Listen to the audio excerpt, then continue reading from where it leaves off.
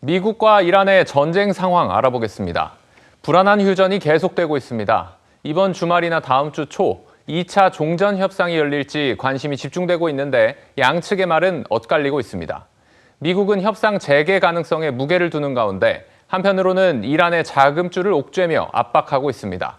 먼저 이정민 기자입니다. 미국 측 실무 협상단인 위트코프 중동 특사와 대통령 사위 쿠슈너는 현지 시간 25일 파키스탄으로 출발합니다. The president has decided to dispatch Special Envoy Witkoff and Jared Kushner back to Islamabad. The Iranians want to talk. They want to talk in person. 트럼프 대통령도 전날 언론 인터뷰에서 이란이 제안을 내놓을 것이라며 이란과의 종전 협상 재개를 시사했습니다. 2차 종전 협상은 파키스탄에서 오는 27일 열릴 가능성이 있다는 관측이 나옵니다. 미국은 이란을 협상 테이블로 끌어내기 위해 자금줄을 옥죄는 전방위 경제 압박도 시작했습니다. 이른바 경제적 분노란 이름의 작전인데 이란의 자금 생성과 이동, 본국 송환 약화를 노리고 있습니다. Treasury Secretary Scott Bessent and our friends over at Treasury are launching Operation Economic Fury as well, maximizing economic pressure across the entirety of the government. To Iran, choose wisely.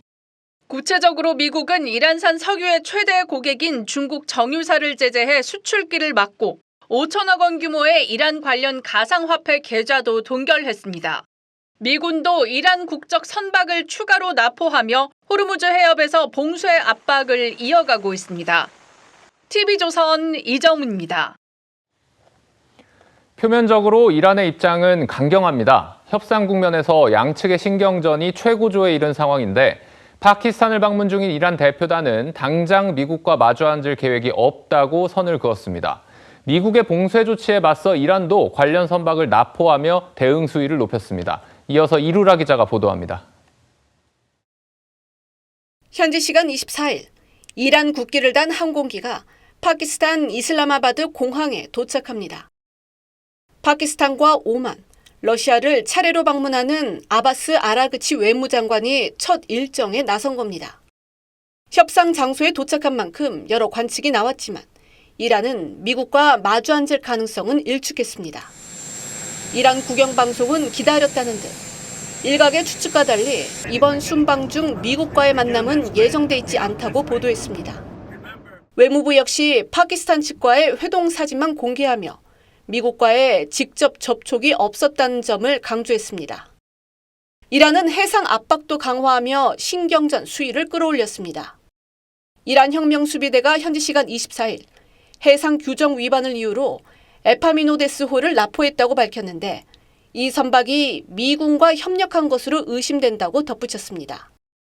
이틀 전 선박 3척을 납포한 것도 미국의 이란 선박 봉쇄 조치에 대한 맞대응으로 보입니다.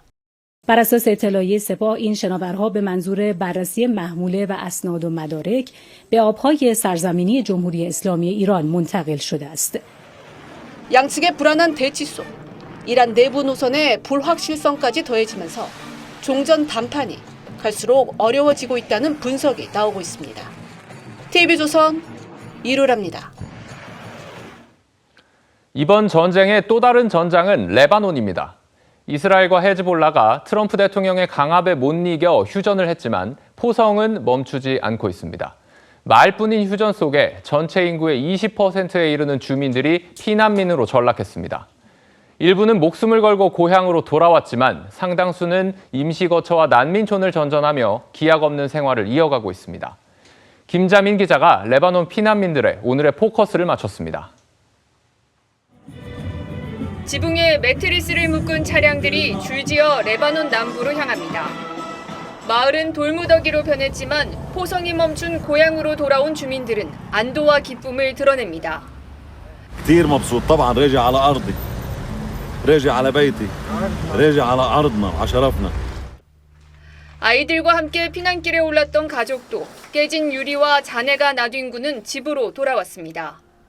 أنا بقول الحمد لله على كله بتعوض، المهم إنه أنا وعائلتي وجيراننا بخير. 하지만 모든 이가 고향으로 돌아간 건 아닙니다. 지난달 이스라엘의 공습이 시작된 이후 레바논 남부를 중심으로 100만 명 이상의 피난민이 발생했는데 휴전이 된 이후에도 상당수는 여전히 귀환하지 못하고 심지어 노숙 생활을 하고 있습니다. 이스라엘군이 레바논 남부를 떠나지 않으면서 헤즈볼라와 간간히 교전을 벌이고 있기 때문입니다. 이스라엘은 자국 보호를 명분으로 국경선에서 레바논 방향으로 10km가량 구간을 전방 방어구역으로 설정했습니다. 레바논 남부를 가자지구처럼 만들겠다고도 경고했습니다. בכפרים סמוכי הגבול בלבנון יהרסו, בהתאם למודל רפיח ובית חנון בעזה, כדי להסיר אחת ולתמיד את האיומים סמוכי הגבול מעל תושבי הצפון.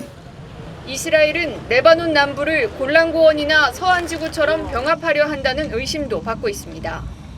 אנחנו רואים את זה בכל זירה וזירה, וזה הישג אדיר של מדינת ישראל, לצבא ההגנה לישראל, חיילי הסדיר וחיילי המילואים הנהדרים שלנו.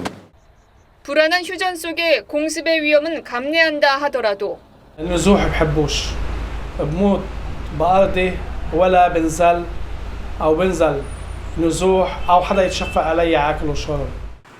어쩌면 이스라엘의 핍박을 받으며 살아야 할지도 모르는 더 큰 불안감이 레바논 남부 주민들을 엄습하고 있습니다. 뉴스7 포커스입니다.